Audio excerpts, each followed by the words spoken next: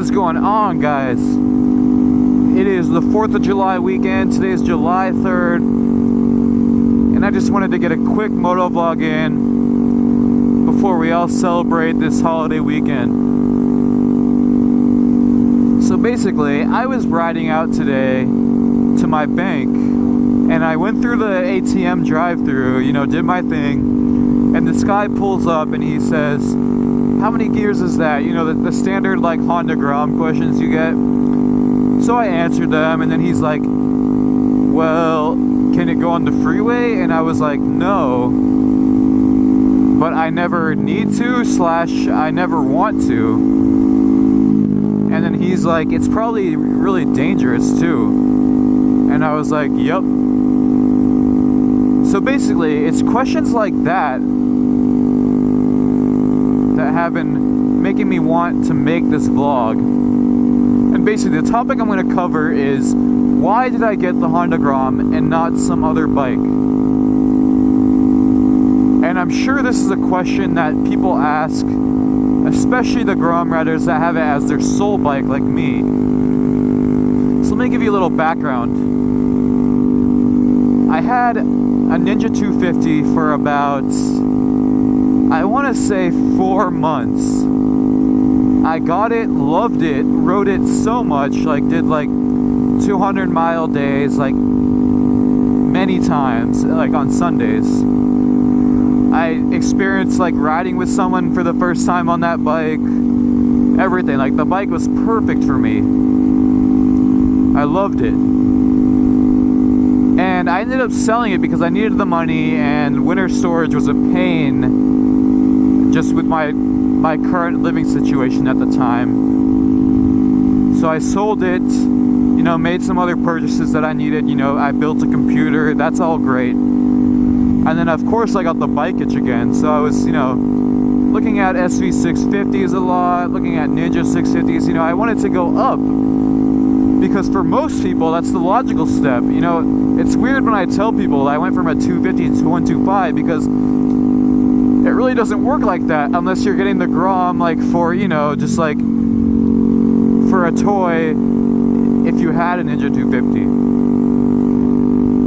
So that's why I wanted to make this video, just to clear some things up, because I feel like it's not common to drop down to the Grom from a bigger bike. And that's not saying the 250 was a big bike, but that was just some background story so you guys know where I'm coming from. So pretty much, after I had the bike on for a while, I was obviously getting the itch to ride again. You know, the weather was getting warm, and I knew that was going to happen. So at the same time, I was kind of like kicking myself for selling the 250, but, you know, I got a really, like, awesome gaming PC that I built, so I'm happy with that. There's no regrets. So after watching so many, like, Grom vlogs from people, I was like, you know, maybe I should just look into this bike a little more, give it a shot. So I did my research a little bit, and I was just like, the more and more I watched it and like saw videos and vlogs, the more I fell in love with it, because for where I'm living now, it's honestly the perfect bike for me.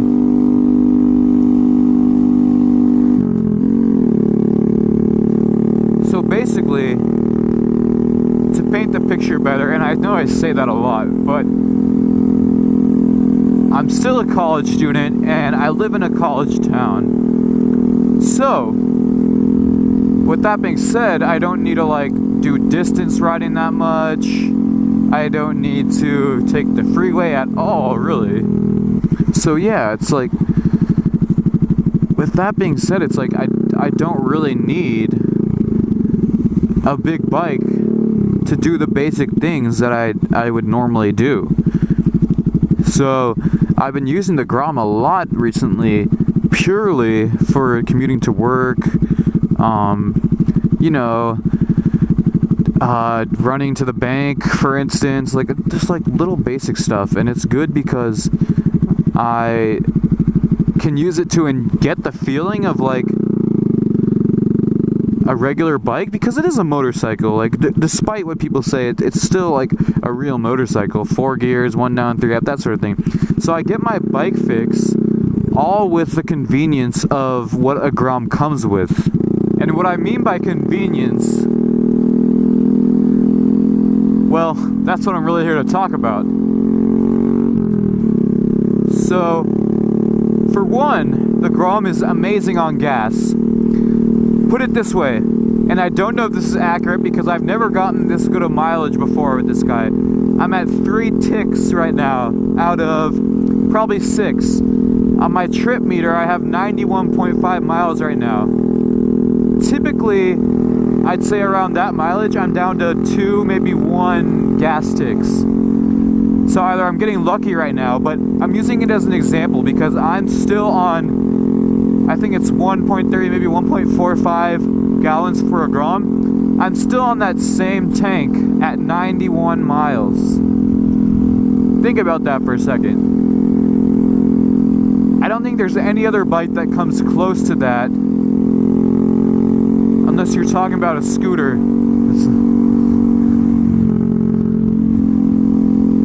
And it's like you can't beat that. Like as a college kid, at least you can't beat that. If it's your toy, you still can't beat that. You know what I'm saying? It's like I go to the gas station and generally I just give them $3 and that fills up to the tank. Sometimes there's even change left over. And I've read that these gas gauges are meant to be a little inaccurate in the sense that if it's down to like 1 tick, you really have like 0.3 gallons left, I'd say. So that aspect could not be better. And when I hit roads like this, obviously I'm gonna burn more gas because I'm pretty much wide open throttle. But you know, it's good that I can get experiences like this. Like to me, I feel like I'm going fast. But it's also convenient in the sense of maintenance. So basically, I just installed this exhaust with my buddy, like I said, if you watched my previous video. It took probably max, I don't know what I said in the video, but it took probably like 20 minutes. And if I was on a bigger bike, it would have taken way longer, depending on the kind of exhaust, obviously, and the kind of bike. So that was easy. I have no doubt that changing the oil on this thing is going to be super easy.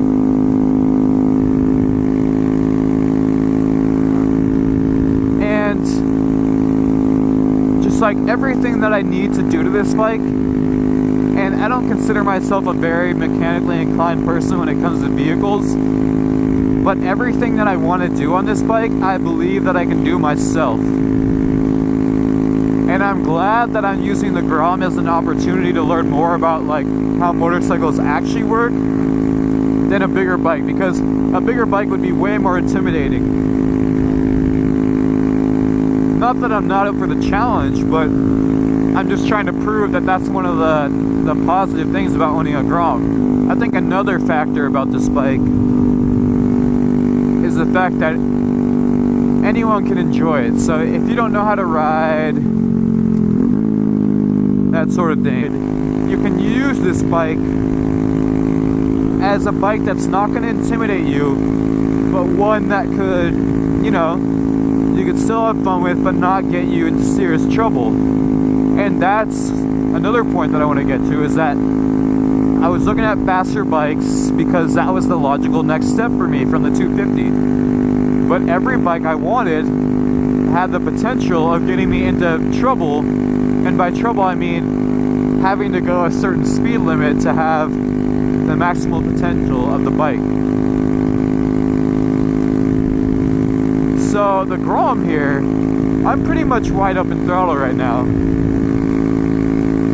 So I'm pushing the limits of this little guy, but I'm still having a blast. You know, I'm going fast, I'm doing the things that I want to do, and I'm still getting to that motorcycle experience. And finally, I think one of the main things that I love about the Grom and why I wanted to buy it was the sort of like small bike following and sense of community it has. So if you're not familiar, don't turn, thank you. If you're not familiar with like the Grom culture, it's pretty incredible. And it's funny that I say Grom culture, but it's like actually a thing. Like, there's a group around here in Michigan that is solely dedicated to like pit bike, Grom, 125s, that sort of thing, riding. And they have a great time. I have yet to meet up with them, but from like the pictures and videos I see, it's like perfect.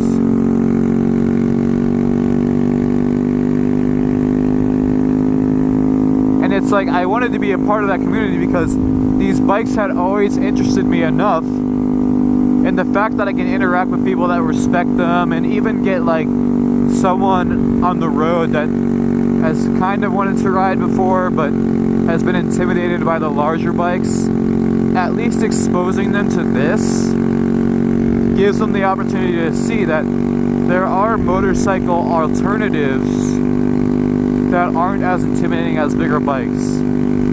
I'm sure I could think of way more, you know, pluses to owning the bike. But that's just like a few of the reasons why I bought the Grom, and I'm still having just a blast on this thing. It's like I said before, you can't explain it until you get on it, and I feel like